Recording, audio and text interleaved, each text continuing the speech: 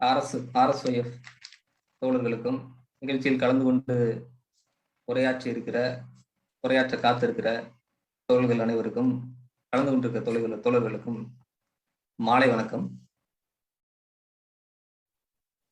NEET தேர்வை ரத்து செய்யக்கோரி தொடர்ச்சியாக ஆண்டு கணக்கில் போராடி கொண்டிருந்தாலும் அதை வீரியமாக கொண்டு செல்வதில் நம்முடைய தொடர்ச்சியான போராட்டங்கள்,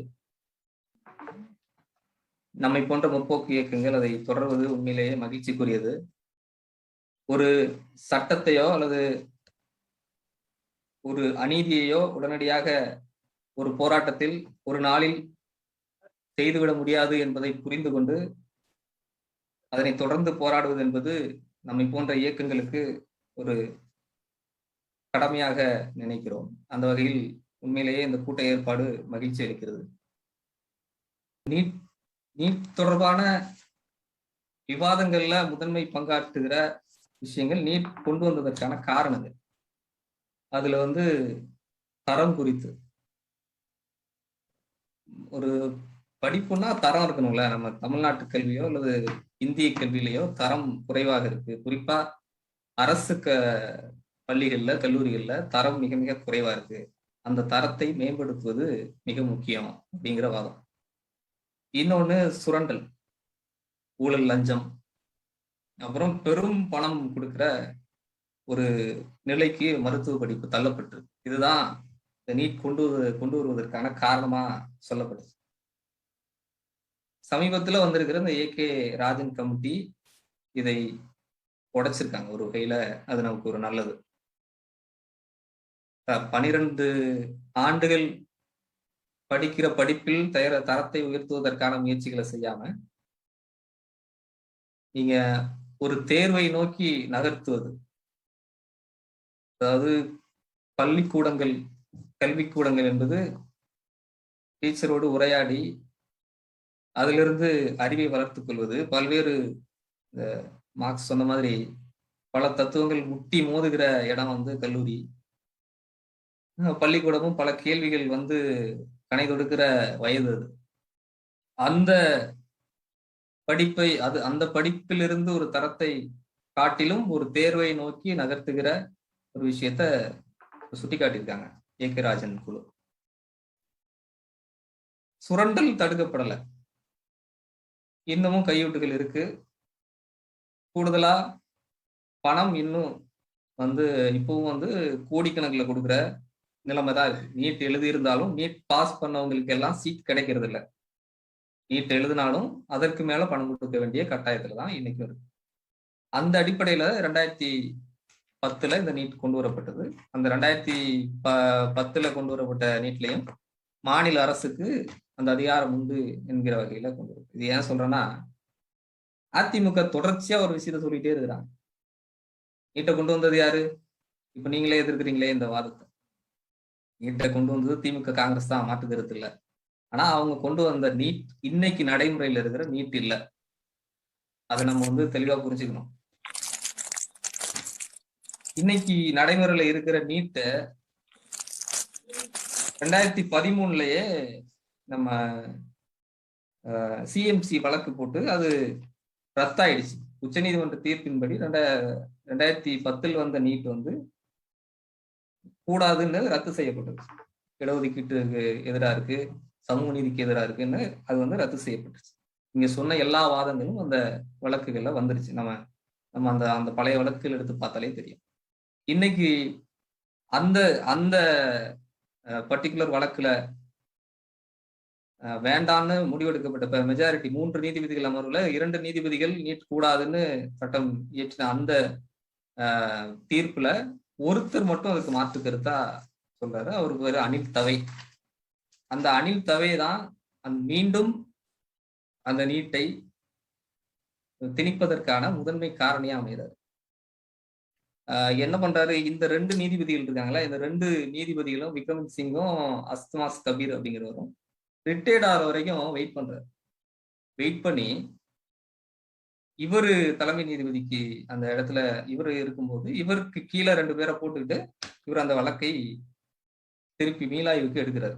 அந்த அதுல ஒரு 3 பேர். அதுல இருக்கிறதுல ஒருத்தர் வந்து கோயல்.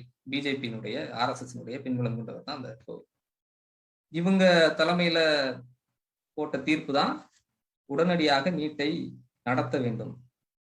அது நம்ம வந்து சிஎம்சி வந்து நீட் கூடாதுன்னு வழக்கு போடுறாங்க. ஆனா இங்க நீட் வேணும், உடனே நடத்தியாகணும்னு போடுறவங்க யாருன்னா சங்கல் ட்ரஸ்ட்ங்கிறவங்க. இவங்களுக்கும் கல்விக்கும் எந்த சம்பந்தமும் இல்லை. இந்த நீட்டுக்கும் இவங்களுக்கும் எந்த எந்த சம்பந்தமும் இல்லை. ஆனா இவங்கள ஒரு ஒரு கேஸா போட்டு, இவங்கள ஒரு பார்ட்டியா போட்டு அந்த இதை கொண்டு வந்து இந்த நீட்டுக்கு கான்ஸ்டிடியூஷனலி வந்து என்னென்ன பிரேக் டவுன்ல இருக்கோ அதெல்லாம் நீக்கி இது சட்ட திருத்தம் பண்ணி தான் அந்த நீட்டை கொண்டு வராங்க. அதனால இந்த அதிமுகவினுடைய புரூடா கதையை திரும்ப திரும்ப சொல்லிக்கிட்டு இருக்கிறதுல ஒன்றும் அர்த்தம் இல்லை. ஆனா இன்னொரு விஷயம் நம்ம பார்க்க வேண்டியிருக்கு. அதிமுகவினுடைய ஜெயலலிதா அரசாங்கத்துல கொண்டு வந்த விலக்கு என்பது நிரந்தர, அதுவும் நிரந்தர சட்ட விலக்கு, தமிழ்நாட்டுக்கு நிரந்தர விலக்கு தான். அந்த நிரந்தர விலக்குல முழுமையான ஒரு நீட் விலக்கு அது. இன்னைக்கு கொண்டு வந்திருக்கிற விலக்குல ஒரு குறைபாடு இருக்கு. தோழர் வந்து அத சுட்டி காட்டினாங்க, யாழ் திலீபன் தோழர். போஸ்ட் கிராஜுவேட்லயும் சூப்பர் ஸ்பெஷாலிட்டிலையும் இருக்கிற மாநிலத்துக்கான உரிமை ஒட்டுமொத்தமா நீட்டுக்கு முன்னாடியே போயிருக்கு. நீட்டுக்கு முன்னாடியே 50 விழுக்காடு போஸ்ட் கிராஜுவேட்லயும் 100 விழுக்காடு சூப்பர் ஸ்பெஷாலிட்டியில இருந்த இடங்கள் வந்து மத்திய அரசுக்கு போயிருக்கு. மத்திய அரசு அதை முழுமையா பறிச்சுட்டாங்க.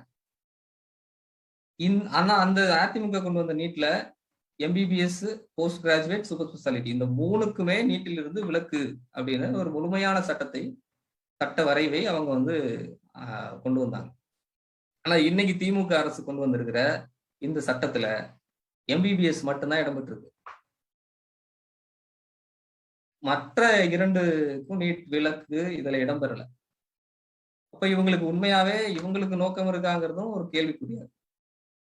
அப்போ முழுமையா இவங்க திமுக அரசு இப்போ பொறுப்பேற்றிருக்கிற ஸ்டாலின் தலைமையிலான அரசு நீட்டில் உண்மையில் அக்கறை கொண்டிருக்கிறதா என்கிற கேள்வி நமக்கு இருக்கு. அதே மாதிரி தோழர் சொன்ன மாதிரி இந்த இல்லம் தேடி கல்வி திட்டம், நம்ம எல்லாத்தையும் பார்ப்பன சதின்றோம். இந்த இல்லம் தேடி கல்வி திட்டத்தை ஒரு வரியில சொல்லிட்டு கடந்து போக முடியாது. எப்படி மத்திய அரசு கொண்டு வந்திருக்க தேசிய கல்விக் கொள்கையை நம்ம எதிர்க்கணுமோ அது போலவே இந்த இல்லம் தேடி கல்வி திட்டத்தையும் கடுமையாக எதிர்க்க வேண்டிய சூழல் இருக்கு. ஏன்னா நம்ம இந்த சமூக நீதிங்கிறதையே இடஒதுக்கீட்டுக்குள்ளேயே சுருக்கி பார்க்கிறோம். இந்த ஏ.கே. ராஜன் குழுவும் சரி, மற்ற திமுகவுக்கு ஆதரவாக அல்லது நீட்டுக்கு எதிராக பேசுகிற பலரும் ஒரு விஷயத்த சொல்றது இல்லை. இடஒதுக்கீடு, நீங்க அந்த பிஜேபியினுடைய விவாதங்கள் எல்லாம் பாத்தீங்கன்னா, அந்த நீட் பற்றிய பிஜேபிக்காரங்க பேசுறதெல்லாம் பாத்தீங்கன்னா கவனிச்சிங்கன்னா தெரியும். இடஒதுக்கீட்டுல நாங்க கை வைக்கவே இல்லை. ராகவன் கூட சில பேட்டிகள்ல, நிறைய பேட்டிகள்ல சொல்லுவாரு, இடஒதுக்கீட்டுல கை வைக்கவே இல்லை, இதெல்லாம் ஏமாத்து வேலை, இதெல்லாம் பம்மாத்து வேலை. உண்மை, இடஒதுக்கீட்டுல கை வைக்கல. நீட்ல ஜெயிச்சாலும் இடஒதுக்கீடு உண்டு. நீட் தேர்வுக்கு அப்புறம் இடஒதுக்கீடு உண்டு. ஆனால் நீட்டை ஏழை மாணவர்கள், அடித்தட்டு மக்கள் எழுத முடியுமாங்கிறதா கேள்வி. இடஒதுக்கீட்டை அனுபவிப்பதற்கான வாய்ப்புகள் இதுல இருக்குதாங்கிறது தான் கேள்வி. இன்னொன்னு, பல நாடுகள்ல இது போன்ற நுழைவுத் தேர்வு இருக்கு அப்படிங்கிறது அவங்களோட வாதம். ஆமா இருக்கு. யூஎஸ்ல இருக்கு, ஜெர்மன்ல இருக்கு, ஈவன் சைனால கூட இருக்கு. ஆனா அவங்க கொண்டு வர்ற ஒவ்வொரு நுழைவுத் தேர்வையும் ஒரு குறிப்பிட்ட கால இடைவெளியில ரிவியூல் பண்றாங்க. அதை வந்து மறு ஆய்வுக்கு உட்படுத்துறாங்க. அதுல என்னென்ன குறைபாடுகள் இருக்கு, என்னென்ன இம்ப்ரூவ் பண்ண வேண்டியிருக்கு அப்படின்னு மறு ஆய்வுக்கு உட்படுத்துறாங்க, மாற்றி அமைக்கிறாங்க. அப்படியான எந்த மறு ஆய்வும் இல்லை. நமக்கு இடஒதுக்கீட்டுக்கே பல பல ஆண்டுகளா பரிசீலனை இல்லையே, கடைசி வரைக்கும் போய் சேரவே இல்லை. ஆனா இடஒதுக்கீட்டை வந்து உடைக்கிற வேலையை தானே செஞ்சுட்டு இருக்காங்க. அது மாதிரி இப்போ ஏ.கே. ராஜன் குழு அதையும் சொல்லுது. 5 வருடம் ஆயிடுச்சு நீட் தேர்வு. 5 வருடம் போதுமானது. இதை வந்து நீங்க பரிசீலனைக்கு எடுத்துக்கொண்டு இதுல உள்ள குறை நிறைகளை ஆய்வு செய்யுங்க அப்படின்னு சொல்றாங்க. இந்த அனிதா விஷயத்துல ஒரு ஒரு விஷயம் இருந்தது, தலித்துன்னு சொல்லாதீங்க அப்படின்ட்டு. சரி, தலித்துன்னு சொல்லல.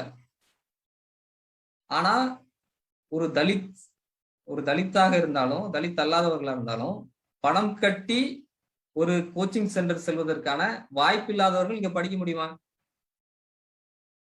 அது நம்ம கேள்விக்குள்ளாக வேண்டியிருக்கு. அனிதாவை ஏன் தலித்துன்னு கூடுதலா சொல்ல வேண்டியிருக்குன்னா, இங்க கோச்சிங் சென்டர்ஸ் எங்க இருக்கு? கோச்சிங் சென்டர்ஸ் ஒரு நகர்ப்புறத்துல இருக்கு. கிராமப்புறங்கள்ல இல்ல. கோச்சிங் சென்டர் போய் தங்கி படிக்கிற அளவுல தான் இருக்கு. அங்க தங்குறதுக்கு இடம் கிடைக்கணும். அங்க இவங்க தலித் பகுதியிலிருந்து வர்ற நபர்கள் மரியாதையா நடத்தப்படணும். டெல்லி யூனிவர்சிட்டியிலேயே தலித்துகள் சாவுறாங்க. எத்தனை உதாரணங்கள் ரோஹித் விமலா தொடங்கி. இந்தியாவினுடைய தலைநகர். அங்க இருக்கிற உயர் நிறுவனங்கள்லயே சாகுறாங்க. சென்னையில இருக்கிற ஐஐடில சிறுபான்மையினருக்கு எதிரான வன்மங்கள் ஆசிரியர்களிடமிருந்தே வெளிப்படுது. அப்ப இவர்களுக்கான மரியாதை, தகுந்த வழிகாட்டல் ஆசிரியரிடமிருந்தோ அல்லது சக மாணவர்களிடமிருந்தோ இருக்குமா? அங்க நாம தலித்துன்னு சொல்ல வேண்டிய கட்டாயமும் இருக்கு. வெறுமனே இடஒதுக்கீடு என்பதை, சமூக நீதி என்பதை இடஒதுக்கீட்டுக்குள் மட்டும் சுருக்கி பார்க்காமல், ஒரு விரிந்த பார்வையில் இது எப்படி ஏழை எளிய மாணவர்களை பாதிக்கிறது என்பதை இந்த ஏ.கே. ராஜன் குழுவை கூட சொல்ல மறுக்குது. அப்படி நாம் வந்து ஒரு ஒரு இதை எதிர்க்கும் பொழுது, இந்த நீட்டை எதிர்க்கும் பொழுது மிக ஆழமான புரிதலோடு இருக்க வேண்டியது மிக முக்கியம். அது வந்து யாழ் தெளிவன் தொலை இவ்வளவு விஷயங்கள் சொல்றது உண்மையிலேயே மகிழ்ச்சியா இருக்கு. அந்த மாதிரி நாம வந்து இதுல இருக்கிற திமுக, அதிமுக சிக்கலை மட்டும் பேசாமல் டெக்னிக்கல் விஷயங்களை புரிந்து கொள்வது ரொம்ப முக்கியம். இதுல இருந்து நம்ம அந்த சூப்பர் ஸ்பெஷாலிட்டியில இருந்து 50% வந்து மன்னிக்கணும் 100% அவங்க கையில போயிருக்கு. போஸ்ட் கிராஜுவேட்ல இருந்து 50% இப்ப வந்து சென்ட்ரல் கவர்மெண்ட்டுக்கு போயிருக்கு. இதுவே ஒரு சமூக நீதிக்கு எதிரானது இல்லையா? அது மாதிரி தமிழ் வழி கல்வி முழுமையும் வந்து ஆங்கிலத்துல. 1வதுல இருந்து 12வது வரைக்கும் ஒருத்தன் தமிழ்ல படிச்சுட்டு வரான். அவனுக்கு வந்து முழுமையா ஒரு ஆங்கில மொழியில ஒரு தேர்வு. இது வந்து ஒரு தமிழ் வழி கல்விக்கு எதிரானது. தமிழ் வழி கல்விங்கிறதே நம்ம தமிழ் வழியில கல்வி இல்ல. பயிற்று மொழி விஷயங்களை பத்தி இந்த கல்வியாளர்கள் யாரும் பேசுறது இல்ல. பயிற்று மொழி தமிழா இருக்கணுங்கிறத பத்தி பேசுறது இல்ல. குறைஞ்சது 8வது வரைக்கும் தமிழ் இருக்கணும், 5வது வரைக்கும் தமிழ் இருக்கணும் அப்படின்னா அதெல்லாம் பத்தி பேசாதீங்க. நாங்க வந்து 1வதுலயே நாங்க இது கொண்டு வரோம். ஆங்கில பள்ளி கொண்டு வரோம் அப்படின்னு ஒரு பக்கம். இப்போ பாருங்க, இப்போ அந்த பள்ளிகள்ல எல்லாம் நாங்க வந்து கோச்சிங் சென்டர் நீட்டுக்கான கோச்சிங் சென்டர் கொண்டு வரோம். நீங்க ஒரு பக்கம் எதிர்க்கிறேன்றீங்க. இன்னொரு பக்கம் கோச்சிங் சென்டர் கொண்டு வரோன்றீங்க. இப்ப என்ன இதை சகித்து கொண்டு வாழணும்னு சொல்றதுதான் அவங்களுடைய நிலைப்பாடு. கோச்சிங் சென்டருக்கு நான் ஏற்பாடு பண்ணி தரேன்னு சொல்றது, ஒரு பக்கம் எதிர்ப்பதுன்னு சொல்றது, எதிர்க்கணும். கோட்பாட்டு அளவுல எதிர்க்கணும். கச்சத்தீவை மீட்போம். என்ன அப்புறம் என்ன 7 தமிழரை விடுதலை செய்வோம் அப்படின்லாம் கோட்பாட்டு ரீதியில ஒரு கதைய சொல்றது. ஆண்டு காலமா காவிரி மீட்போன்ட்டு. ஆனா செயல் அளவுல இதை சகித்து கொண்டு வாழுங்கன்னு மக்களை திணிப்பதுதான் இந்த மாநில அரசுகளுடைய வேலையாவும் இருக்கு. ஒன்றிய அரசு இந்த கதையெல்லாம் நமக்கு பேசிக்கிட்டே இருக்க தேவையில்லை. நாங்க டில்லி அரசுன்னு சொல்றோம், நாங்க இந்திய அரசுன்னு சொல்றோம். என்ன ஒன்றிய அரசு? ஒன்றிய அரசுன்னா என்ன? நான் இந்த ஒன்றியத்துக்கு உட்பட்டு இருக்கேன், நான் இந்த ஒன்றியத்தை ஏற்றுக்கொள்றேன், இங்க சம வாய்ப்பு இருக்கு, இங்க சம பங்கு இருக்கு, இங்க சமூக நீதி இருக்குன்னு நாங்க ஒத்துக்க போறோமா? நம்ம மாநிலத்துக்கு அதிகாரம் இருக்குன்னு ஒத்துக்க போறோமா? என்ன ஒன்றிய அரசு? இப்போ தமிழ் நாடா? தமிழ்நாடுன்னு பேர் வச்சதுனாலே தமிழ் நாடாயிடுச்சா? இது சட்டமன்றத்துக்கு அதிகாரம் இல்ல, சட்டமன்ற தீர்மானங்களுக்கு அதிகாரம் இல்ல. அந்த அம்மா அந்த கன்னியாகுமரி புயலப்போ வந்து உட்கார்ந்துட்டு தான் அந்த பேட்டி கொடுக்குது. அந்த அம்மா சொல்லுது, நிர்மலா சீதாராமன் என்ன சொல்லுது? அது எங்கேயோ இருக்கு, தெரியல, தேடி பார்க்கணும். எது? அனைத்து கட்சிகள் சேர்ந்து மக்கள் பிரதிநிதிகள் உட்கார்ந்து சட்டம் இயற்றுகிற சட்டமன்றத்துல உட்கார்ந்து போட்ட தீர்மானம் எங்கேயோ கிடக்கும், தேடி பார்க்கணும்னு ஒரு அமைச்சர் உட்கார்ந்து பதில் சொல்லுது. இதுதானே சமூக நீதி? இதுதானே மாநிலங்களுக்குள்ள பங்கு? 7 தமிழர் விடுதலை கிடப்புல கிடக்குது, கையெழுத்து போடல. இவங்க இப்ப கொண்டு வந்திருக்கிறது கிடப்புல கிடக்குது, ஏற்கனவே கொடுத்தது கிடப்புல கிடக்குது. என்ன அதிகாரம் இருக்கு? இந்த மாநில அரசுகளை நம்பிக்கொண்டு மீண்டும் இவர்கள் ஏதோ சாதித்து விடுவார்கள் அப்படிங்கிற நம்பிக்கையில் நாம் இருந்து விடக்கூடாது. இன்னொன்று, சட்டத்தால முடிஞ்சிரும். சட்டத்தை நுணுக்கங்களோட கொண்டு வா. இதுலலாம் சட்ட வாய்ப்பே இல்ல. முழுமையா சட்ட வாய்ப்பு கிடையாது. தமிழ்நாட்டுக்கு விலக்கு. அதுதான் நம்மளோட நிலைப்பாடா இருக்க முடியும். சட்ட வாய்ப்புலாம் டெக்னிக்கலி அவங்க வந்து கான்ஸ்டிடியூஷன்லயே அதை சேஞ்சஸ் கொண்டு வந்தாச்சு. பழைய நீட்டு கிடையாது, புது நீட்டுக்கு சட்ட வாய்ப்புலாம் கிடையாது. நல்ல வழக்கறிஞர், தேர்ந்த வழக்கறிஞர்லாம் போட்டு பண்ணிடலாம், வச்சிடலாம். அந்த நினைப்புலாம் நமக்கு வேண்டாம். நாம போராடணும். திமுக, அதிமுக போட்ட தீர்மானத்துக்கு உண்மையா இருக்கிறாங்க, அவங்க மக்கள் ஆதரவா இருக்கிறாங்க, இந்த நீட்டு எதிர்ப்புக்கு உண்மையில் குரல் கொடுக்குறாங்கன்னா, சட்டமன்றத்தை கூட்டி தீர்மானம் போட்டதோடு நிற்காமல் மக்கள் இயக்கங்களை, மக்களை திரட்டி, அனைத்து கட்சிகளை, கூட்டணி கட்சிகள் எல்லாருமே நீட்டுக்கு எதிரானவர்கள் தானே. கூட்டணி கட்சிகளை திரட்டுங்க, மக்கள் இயக்கங்களை திரட்டுங்க, மக்களை திரட்டுங்க, இந்திய அரசுக்கு எதிராக போராட்டங்களை நடத்துங்க. சொன்னாரு பெரியார், போராடி தானே பெற்றாரு. சட்டமன்றத்துக்குள்ள உட்கார்ந்துட்டு ஒண்ணும் பண்ணலையே பெரியாரு. திமுக சட்டமன்றத்தில் இடம் பெற்றதுனாலேயே சட்டமன்றத்தில் எல்லாத்தையும் முடிச்சிடணும்னு நினைக்குதா? சாத்தியம் இருக்கா? மெரினாவில் ஜல்லிக்கட்டை நம்ம எப்படி பெற்றோம், மீட்டெடுத்தோம்? போராட்டத்துல தானே மீட்டெடுத்தோம். எந்த அரசினுடைய துணையோடு மீட்டெடுத்தோம்? அதுல ஒரு படிப்பினை நமக்கு இருக்கா இல்லையா? அப்போ நீங்க சட்டமன்றத்துக்குள்ள சட்டத்தின் வழி, நீதிமன்றத்துக்குள்ள நீதியின் வழி போராடுங்க, வேண்டாம்னு சொல்ல, தப்பு இல்லை. ஆனால் அது இந்திய அரசை பணிய வைப்பதற்கு பத்தாது. இந்திய அரசை பணிய வைக்க வேண்டும் என்றால் மக்கள் திரண்டு போராட வேண்டும். மக்களோடு சேர்ந்து நின்று கட்சிகள் போராட வேண்டும். ஆளுங்கட்சியா இருக்கட்டும், எதிர்கட்சியா இருக்கட்டும். அதுதான் உண்மையான நீட் எதிர்ப்பு என்கின்ற சொல்லுக்கான அர்த்தம். சும்மா நாங்க தீர்மானம் போட்டோம், பல மாநிலங்கள்ல போய் பேசுறோம், பேசி என்ன பண்ண போறீங்க? எந்த மாநிலம் வந்து நீட்டை எதிர்க்குது? எந்த மாநிலம் தமிழ்நாடு போல முன்னுக்கு நிற்குது? வெறும் நம்ம வந்து 2652 சீட்டு, இப்போ கொஞ்சம் கூடி இருக்கலாம், 3000 சீட்டுக்குள்ள இருக்கலாமா? இதுக்குதான் சண்டை போட்டுட்டு இருக்கோம். வேற எங்க இதுக்கான எதிர்ப்பு இருக்கு? நமக்கிட்ட தானே அவ்வளவு மருத்துவ கட்டமைப்பு இருக்கு. இந்த போஸ்ட் கிராஜுவேட், சூப்பர் ஸ்பெஷாலிட்டி இன்னைக்கு சென்ட்ரல் கவர்மெண்ட்டுக்கு போயிடுச்சு. நாளைக்கு நீட்டுங்கிற பேர்ல எம்பிபிஎஸும் போயிடும் முழுமையா. இதனால என்ன ஆகும்? கிராமப்புறங்கள்ல இப்ப வச்சிருக்கமே ஒரு கட்டமைப்பு, இந்த ஆரம்ப சுகாதார நிலையம், அந்த ஆரம்ப சுகாதார நிலையத்துக்கான மருத்துவர்களே இல்லாம போயிடுவாங்க. போஸ்ட் கிராஜுவேட்ல அரசு மருத்துவமனையில வேலை செய்யற அரசு மருத்துவர்களுக்கு இடப்பங்கீடு உண்டு, இடஒதுக்கீடு உண்டு. அதை நீக்கி இருக்கிறாங்க. இது மொத்தமும் வெறும் வியாபார ரீதியான நகர்வுக்கு தான் வழிவகுக்கும். கோடி கணக்குல செலவு பண்ணி படிச்சுட்டு கிராமப்புறத்துல 20,000 ரூபாய் 30,000 ரூபாய்க்கு ஒருத்தன் வந்து வேலை செய்வானா? எங்க வாய்ப்பு இருக்கோ அங்கதானே போவான். இந்த நம்ம வச்சிருக்கோம் ஏற்கனவே இந்த அருகாமை பள்ளிகள்ல 5 கிலோமீட்டர் 3 கிலோமீட்டருக்குன்னு நம்ம அமைச்சு வச்சிருக்கோம்ல, அதை உடைப்பதற்கான ஒரு செயல் திட்டம் தான் குளோபல் ஸ்கூலுங்கிற தோழர் சொன்னது போல அந்த புதிய கல்விக்குள்ளுடைய திட்டம்.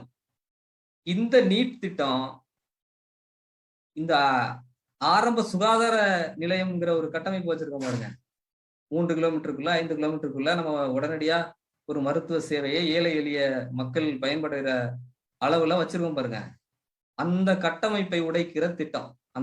அந்த மருத்துவமனைகளுக்கு மருத்துவர்களே இல்லாத நிலையை உருவாக்க திட்டமிடுகிறார்கள். இதுதான் வந்து பார்ப்பனிய சூழ்ச்சி. நீட்டு வெறும் பார்ப்பனிய சூழ்ச்சி, இடஒதுக்கீடுக்கு எதிரானதுன்னா எப்படி? இதை நாம புரிந்து கொண்டு இந்த அரசுகளை போராட்டத்தை நோக்கி நகர்வதற்கு, ஆளுநரை எதிர்த்து, இந்திய அரசை எதிர்த்து போராட்டத்தை நோக்கி நகர்வதற்கு நம்மை போன்ற அமைப்புகள் நிர்பந்திக்கணும். நாமும் சேர்ந்து போராடுவதற்கு, தொடர்ச்சியான போராட்டங்களை நடத்துவதற்கு தயாராகணும் என்பதை கூறி வாய்ப்புக்கு நன்றி கூறி விடைபெறுகிறேன். நன்றி.